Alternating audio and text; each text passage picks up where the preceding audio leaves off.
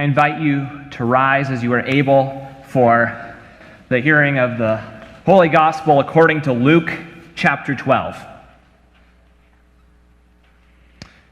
Jesus said, "Do not be afraid, little flock, for it is your Father's good pleasure to give you the kingdom.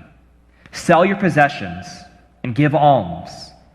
Make purses for yourselves that do not wear out, an unfailing treasure in heaven, where no thief comes near and no moth destroys. For where your treasure is, there your heart will be also. Be dressed for action and have your lamps lit. Be like those who are waiting for their master to return from the wedding banquet, so that they may open the door for him as soon as he comes and knocks. Blessed are those slaves whom the master finds alert when he comes. Truly, I tell you, he will fasten his belt and have them sit down to eat, and he will come and serve them. If he comes during the middle of the night or near dawn and finds them so, blessed are those slaves. But know this, if the owner of the house had known at what time the thief was coming, he would not have let his house be broken into. You also must be ready, for the Son of Man is coming at an unexpected hour." The Gospel of the Lord. Praise to you, Lord Christ. You may be seated.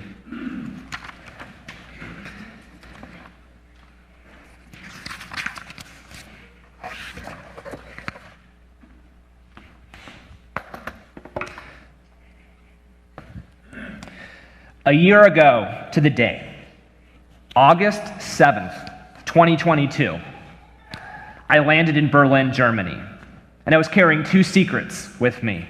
First, Pastor Greg had just told me recently before that he was planning to leave Atonement, and you were going to find out that upcoming week.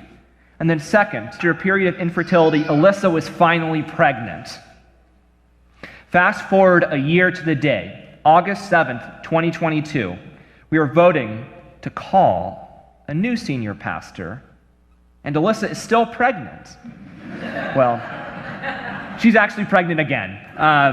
This isn't the same pregnancy as last August. That pregnancy ended in loss and disappointment. Because sometimes things work out, sometimes they don't. Our first pregnancy didn't. But I was in Berlin last August studying Dietrich Bonhoeffer, a giant of the faith, a church leader whose opposition to Nazi Germany cost him his life. We got to study Bonhoeffer not only in his hometown of Berlin, but from his very home.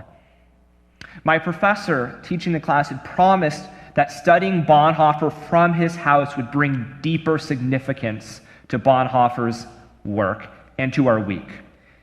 He led me to believe that I would feel something magical inside of the walls of the Bonhoeffer home. Being in the same places where Dietrich Bonhoeffer prayed, read, and wrote would make his life, faith, and teachings come alive for us. And yet, I felt nothing out of the ordinary for most of that week. Bonhoeffer's house was large, but it was a simple home. The walls were white. The floors were unfinished hardwood. If not for the sign out front commemorating its famous resident, this house would have been overlooked as just one more house in the quiet Charlottenburg neighborhood on the western side of Berlin. But something changed for me on my last day of study. I stepped out of the dining room in which our class was taking place, and I wandered up to the top floor of the house, to Dietrich's room. You see, the Bonhoeffer home in which we were studying wasn't Dietrich's house, it was his parents'. And he had just one room in the house. It had a simple bed, a small wooden desk, a clavichord, which is a musical instrument that's kind of like a piano or a harpsichord, and a few shelves of books. His room felt something kind of between a monk's quarters and a prison cell. In April 1943, Dietrich was taken out of this room, arrested, and just over 2 years afterwards, executed. When Bonhoeffer first spoke out against the Nazi regime on account of his faith, I can't help but wonder, is this how he thought it would go?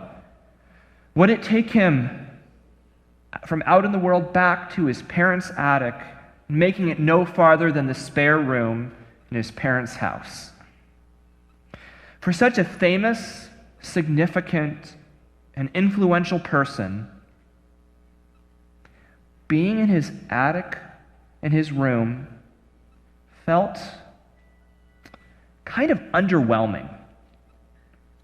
In our first reading today, we heard of the faith of Abraham, Isaac, and Jacob. According to Hebrews 11:8, Abraham obeyed what was set out for a place he was to receive as an inheritance. In faith, he left home, he moved to a distant land, and he became a foreigner. Same with his descendants, Isaac and Jacob, heirs of the same promise. Hebrews 11 continues, Abraham, Isaac, and Jacob all died in faith without having received the promise. Having faith doesn't promise a storybook ending. Sometimes things work out. Sometimes they don't. Our congregational vote today, just after this service, isn't a test of our faith. I appreciate that our call committee has given me a few chances to meet the candidate through this process, and in doing so, I believe he is a good pastor. But I don't believe that calling him as our new senior pastor would suddenly come and fix everything, nor would it make our church feel like how many fondly remember Atonement felt before the pandemic. Hebrews 11 continues, all these people died in faith without having received the promises, but they saw the promises from a distance and welcomed them. They saw God's promises on the horizon. They saw God's future drawing near them. The future didn't make it to them in their lifetime, but they didn't turn back to where they came from. Though Abraham, Isaac, and Jacob could have returned to how it was, they didn't. They knew something better was coming. God's promised future was coming. In this week's gospel, Jesus also encourages us to be ready for God's future that is coming. Do not be afraid, little flock, Jesus tells us, because God is giving you the kingdom. God's future is coming. Be dressed for action, Luke tells us, and have your lamps lit. God's future is coming. We are people of faith. We are people of hope. We are not people chained to the past or who can do no better than lament what once was. We are people who can look to the future with hope, trusting that God will make a way. God's future isn't something we can bring about through our own devices or something we can force into being. Rather, God's future is something we await, we greet, and we embrace. Dietrich Bonhoeffer looked to the future with hope. He knew his church and his country would not always worship Hitler and the Nazi regime. He knew God would make a way, a better way. He waited for God to make a better way.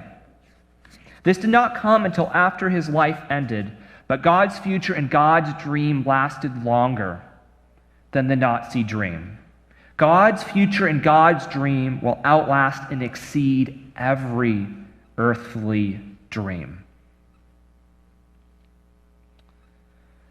One day we were in Berlin last year. We left Bonhoeffer's home and visited the churches in which Dietrich worked throughout the city. We were in the neighborhood of Wedding in North Berlin. We watched one of Bonhoeffer's former churches do a backpack blessing for the kids in the neighborhood. Our church does a backpack blessing too each fall, where we give a little blessing and a prayer over all the kids in our church right when they start the school year. This was a little bit different at this church. This was a midweek event, and all the kids and their families in the neighborhood, which had become a diverse and vibrant neighborhood, came. There were little white boys and little girls wearing headscarves. And there were kids who probably went to this church on Sunday and kids who went to synagogue on Saturday. And such a backpack blessing with such a diverse assortment of little kids would have been unthinkable during the Nazi regime. This blessing would have not happened if not for the work and the dream of many, including Dietrich. Bonhoeffer saw the future of a less racist, more inclusive, more diverse Germany, and a church that embraced the boldness and the wideness of God's grace. Alyssa and I got to see that up close 75 years later. And like Bonhoeffer, we are a people of hope. We are a people being led by God into a future that stretches beyond any of us here, into a future better than what we can create on our own.